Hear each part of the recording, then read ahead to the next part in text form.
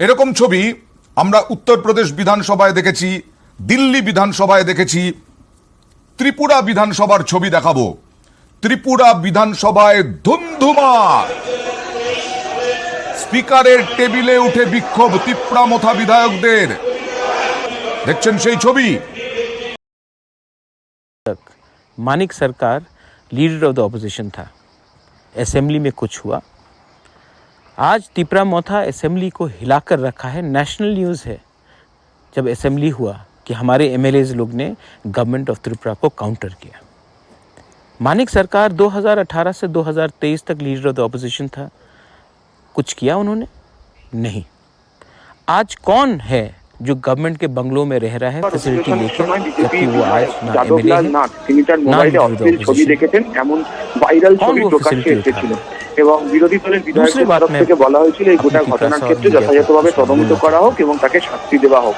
আজকে election, बक्सनगर election, CPM कहता है कि ऑपोजिशन का रोल, हमसे बात किया था कैंडिडेट के अनाउंसमेंट के पहले, कांग्रेस से बात किया था कैंडिडेट के अनाउंसमेंट के पहले, ना किसी से बोलकर ना किसी से सलाह लेकर आपने खुद अनाउंस किया, तभी भी हम चुप बैठे।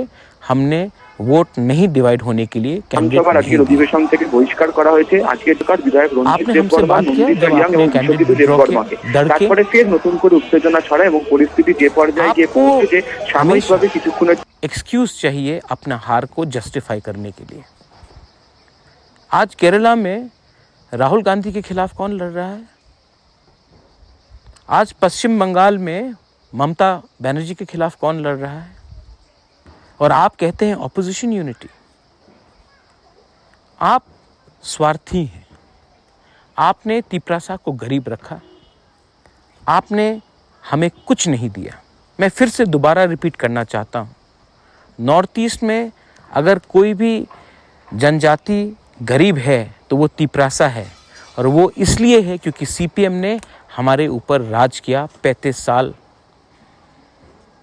आज अगर कोई भी कम्युनिटी का आदमी को नौकरी नहीं मिला है क्योंकि सीपीएम ने उनको नौकरी नहीं दिया, क्योंकि उन्होंने सीपीएम को वोट नहीं किया, तिपरासा हो, बंगाली हो, मणिपुरी हो, कितने लोगों को आपने नौकरी नहीं दिया क्योंकि आप उनके पार्टी के काडर नहीं थे। आज त्रिपुरा को गरीब रखने में आपका बड़ा हाथ है, और आज आप हमको प्रवचन देंगे कि क्या सही है क्या गलत है।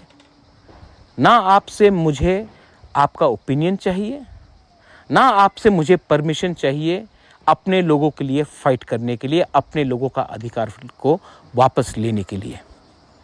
आपको अगर कुछ करना है तो अपना माइंड मेकअप कीजिए कि आपका असली दुश्मन कौन है। केरला में कौन है, पश्चिम बंगाल में कौन है, त्रिपुरा में कौन है, क्योंकि मुझे लगता है कहीं ना कहीं आपका अंडरस्टैंडिंग है रूलिंग गवर्नमेंट के साथ। दिस इज बोबागरा speaking from his heart to the people of Tripura and his Tiprasa brothers and sisters.